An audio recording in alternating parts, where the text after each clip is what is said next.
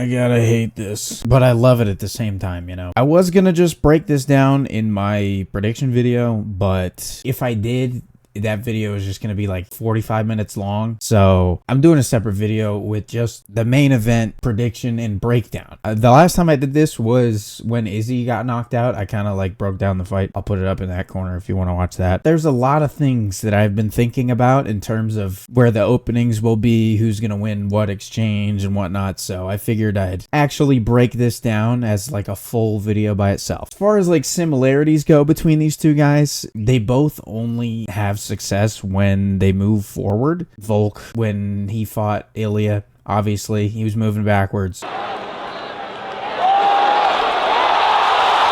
Max, when he was moving backwards. And then as far as Charles goes, he's beating everybody when he's moving forward. When he beat Gaethje when he was moving forward, when he started advancing. Beat Chandler when he was moving forward, advancing. Poirier. They both only really have success when they move forward. They also mix up their targets so well, which as far as like clips go that I'm going to show in this, I'm going to try and use them sparingly. I don't want to get in a lot of trouble for clips that I use. So I will, when necessary, show you what it is that I'm talking about. They mix their targets so well, which I'll show later. As far as like Charles goes, we all know that Ilia mixes up his targets really well. He gets you up against the fence, hooks to the body, looping shots, cuts the cage off, boom, bangs a big one, gets you thinking elsewhere and then lands up top. But they both are easily hit as far as Ilia is concerned. Everyone knows that Charles gets rocked. Everyone knows that. You're a psycho if you think otherwise. But Ilia gets, even in the Volk fight, the post-fight press conference, he had a fat lip, cut under his eye, I think it was. He gets hit pretty easily. He was losing the Volk fight. Arguably was losing the Max fight as well. The Max fight was a little bit closer. As far as similarities go, that's what I have for that. I'm going to go into the strengths and the weaknesses of each of these guys. I'll start with Charles. Also, I don't like doing this because Charles is my favorite fighter. I have like shirts of him. I have a belt just in case he wins. Anyways, downfalls of Charles Oliveira. There's so many openings and he's so easily hit, and we know that when you're getting your bell rung by Michael Chandler in big 2025 or 2024, that's just not good. And specifically, the one that I want to talk about is his exits from the clinch. Oliveira clinches a lot. He'll get like a tie clinch, or he'll even get like a single collar tie, and he'll throw brutal knees to the body and brutal uppercuts to the body, and he'll even go upstairs with uppercuts. But when he exits, he fully like reset up tall Muay Thai stance, which is why he's very good at checking leg kicks, because he always puts the leg up because his stance is so high. But when he exits the clinch, his chin is just kind of up in the air and he doesn't move. And that's when you see when Poirier caught him with a mean lead hook, Gaethje caught him with an uppercut. It was off of the exits from the close encounters in the clinch. And then when they exited, boom, he got cracked. Those are where the openings are, which is how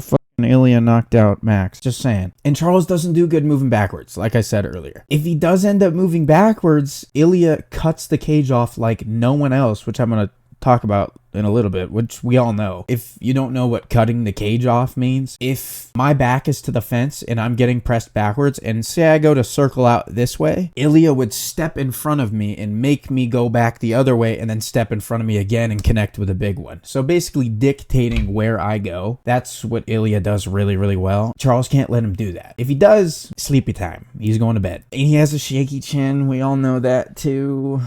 There's a chance he goes out cold, man. Especially, like I said earlier, with the straight up Muay Thai stance, there's a really good chance that he connects clean with something and it hurts Charles. And when Ilia sees people are hurt, wrap it the fuck up. He's probably the best finisher in the sport when it comes to when he smells blood. Yikes. Because with the Muay Thai stance that Charles has and the power that Ilia has, it's just a recipe for disaster, I think, with Charles. But there is a way that I think Charles can win this. He said in an interview recently that he is going to be walking forward and hunting a finish, which I think is how you win in this matchup. I've seen people that are like, no, well, he's fucking toast. Oh, he's going to walk forward. What a fucking idiot. He's done. I strongly disagree. He's a lot taller. He's going to be a lot stronger too, I think. Like, at least in terms of the clinch exchanges. Maybe if takedowns get involved, I think he is going to be just a little bit more strong. But I think the forward press, that's how Ilia gets hit. And that combined with the mixture of attacks, which I'll show a clip right here of Oliveira in, I think it was the Gaethje fight. He like standing guillotine attempt, crane kick, left hook,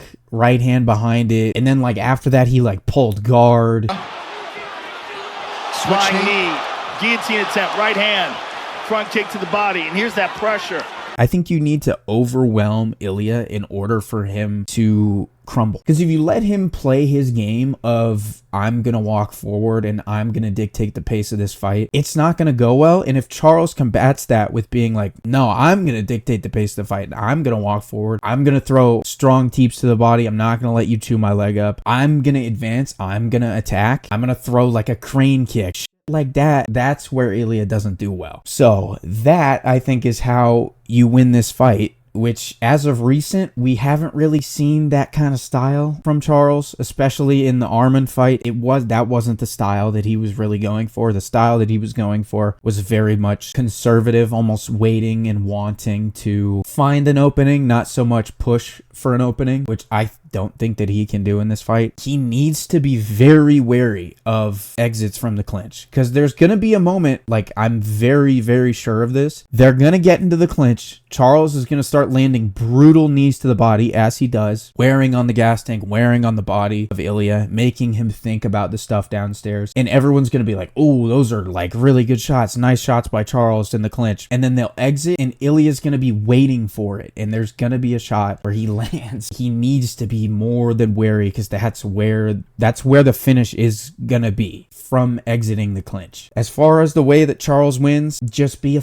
marauder and walk forward, throw the kitchen sink at him. That's literally, I think, how you beat Ilia. The way that Ilia got rocked was Jai Herbert threw like a lead high kick in the middle of a nose-to-nose exchange. Like, you need to catch him off guard with some crazy shit. If Charles does hurt him at some point, hunt a finish, get to the ground, go to the jiu-jitsu, especially on top. He's good off his back, obviously. Charles, when he's on the press, on the action, like on to press the action in the grappling, that's when he's good. Not when he gets rocked against Makhachev, rolls to his back and just expects him not to jump into his guard and just kind of is passive. That's not when he's at his best. That's the only way that I see Charles winning is literally just by being a psycho and trying to walk him down and beat him in every area. As far as Ilia's weaknesses go, he is easily hit, as I said before. A lot of leg kicks, especially Max with that lead stomp that he does where he hops forward and stomps at the lead leg of Ilia. Volk with the inside little fluttery inside leg kick that he would throw. His leg is very vulnerable at all times. And as far as the other weaknesses that Ilia has, it's southpaws. There is a channel by the name of the Octagon Oracle. I'll show you a video really quick. He breaks it down way better than I could. This is why Topuria struggles with southpaws. Topuria relies on his lead hook and overhand right, using one to set up the other. He forces reactions, making you rotate into shots or end up trapped against the fence. But against the southpaw, the lead hook becomes an outside weapon. It has to travel around the lead hand and shoulder, making it longer, slower, and easier to evade. This takes away one of his main setup tools. In open stances, the cross becomes the natural inside weapon, but Topuria rarely throws a straight, preferring the overhand. Until Topuria adapts, there will always be a question of how he'd handle a high-level southpaw.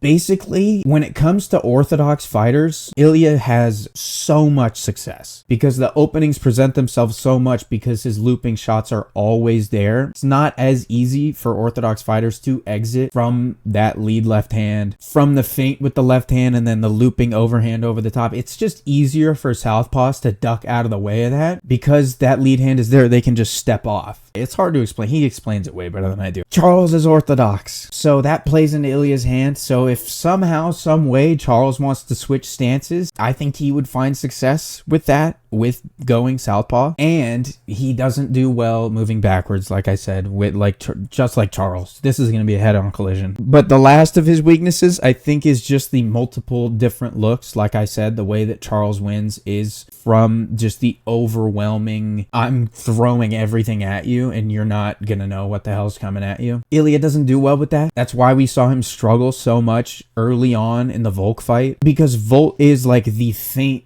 god. He's the god of feinting and getting you to think somewhere else, and then boom, he hits you somewhere and you're like, fuck, I thought he was going here, and then I thought he was going here, and then he didn't, and he hit me up top. You just don't know what the fuck is coming with Volk, because he throws so much shit at you, and it's so much little shit too. That's why Volk's so good. Sorry, I gotta stop. Let me hop off of Volk's cock. Anyways, those are Ilia's weaknesses. Ilia's strengths, obviously, I mean, we know Ilia's strength, what Ilia's strengths are. Looping shots, they're gonna connect. I'm letting you know right now. He's gonna hurt Charles early. It's gonna happen. It's just a matter of kind of how bad. The in-close exchanges, man, I keep going back to it because I have like this vision of it happening. They're gonna be in the clinch, and Ilia's gonna just turn his hips and fire a mean hook because they're gonna be in so tight, and Charles is just gonna be standing straight up as he does, and he's gonna get clipped with something. If he starts to dictate the pace of the fight where he can get his feints off and scoop down the guard and fire an overhand right and have it connect, cut the cage off, land a big hook, hurt him even more. If he dictates the pace of the fight and he's able to cut the cage off the way he wants and fire his hips into certain spots, he's the best at it in the sport, personally, from what I've seen. I think Nasruddin Imavov is another one who's really, really good at that. But if he gets into a groove where he's able to do that, I think it's wraps. And a lot of people don't talk about his grappling. I would not be surprised if a submission happened from Ilia. His first like 8 wins, I'm pretty sure, were all subs. Darces, rear nakeds, arm triangles, all sorts of shit. Like, I think he started in Greco-Roman wrestling. People think that this guy's just a boxer because he's the best boxer in the UFC. His grappling is like no joke. He was lateral dropping, manhandling Bryce Mitchell. His wrestling is very underrated, and I think if it does get to a situation like we saw in the Makhachev Oliveira fight, where Makhachev landed a mean left hook, Charles rolled to his back, kind of out of it, but I think Charles just expects people to not jump into his guard because he is the most dangerous submission artist in the history of the sport. Ilia's psycho enough to fucking crack you and just be like, oh, you have the most submissions in the sport's history. I'm gonna jump into your guard and submit you with a darce. I can see a similar situation to where Ilia hurts him, jumps into the guard, passes, gets an arm triangle. A darce is possible. An arm triangle is possible. All that being said, I have Ilia Topuria by late second round, flatline KO. My God, I hate this shit.